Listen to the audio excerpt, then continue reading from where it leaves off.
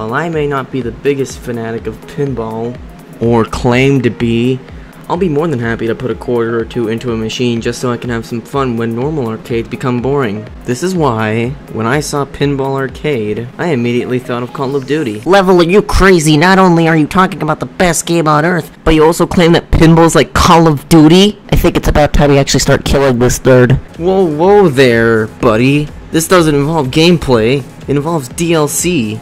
The DLC for this game, being certain tables you can play forever without being limited by score, combined, and I've counted this up, rivals all the Call of Duty 3 DLC, and it rivals all Sims 3 DLC in cost, which are both games that sell on Steam. $30 for 6 different pinball tables is really stupid. I could go to an arcade or look up online other games on consoles like PS2 for even cheaper. Oh, and devs, I don't want to break it to you, but reviews for your game don't constitute as reviews for your DLC.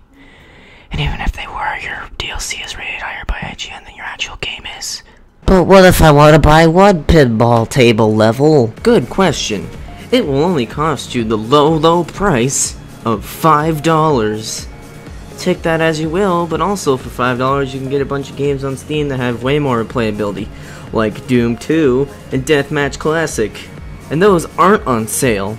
I mean, I got Undertale for $5 during Steam sale, or I mean, I got it from G2A, I think, but either way, I got it for $5. But thankfully, Farsight Studios, who I should call Hindsight Studios from now on, were generous enough as to give us one table free. One.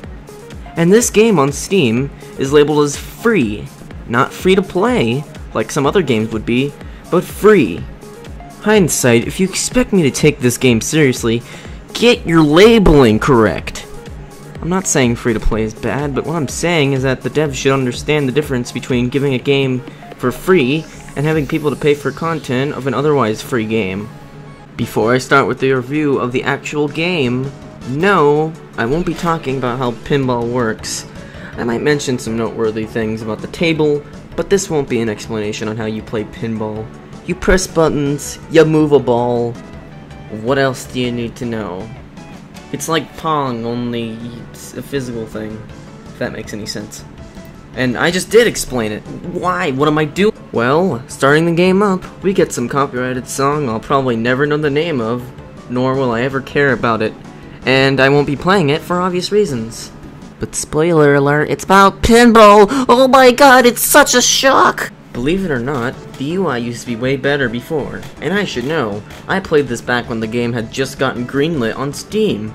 Instead of having the table show in a kind of 3D display that's horizontal before you play it, now we have this crappy list which is hard to navigate, which I can only assume is for the mobile users. Those plebs. But let's forget all that, and look at the one pinball table called Tales of Arabian Nights. The table itself isn't bad, but how it's presented here is pretty awful.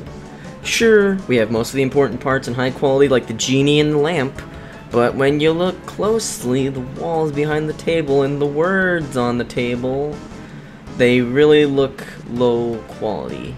Oh, Level, you just have a crappy laptop, how about you shut up? I used to have a crappy laptop, till I got my own gaming desktop with a GTX 970 running on it. And the game even recognized it, and set my quality to high. So no, this isn't my issue. A minor nitpick, other than that, is when you begin, the game gets a small lag spike whenever you want to change your ball. I couldn't fit that anywhere else, but I thought it'd be something worth mentioning for this video. So, is Pinball Arcade worth your time and hard drive space? Not at all. Sure, if you want to play Arabian Nights in physical form, it'd be expensive, but if you're there just for that one free pinball table, there are so many alternatives that won't waste as much hard drive space or try to get your money as much on a variety of different systems, including PC. From that last statement, you'll know I do not condone you buying DLC for this game. This is way too expensive for something like 6 pinball tables, and even if you want something that's pinball, there are a bunch of other alternatives that are cheaper than this, and have way more content. Just go look for something else to waste your time instead of paying $30 for 6 pinball tables. That's worse than me paying $30 for Puyo Puyo Tetris.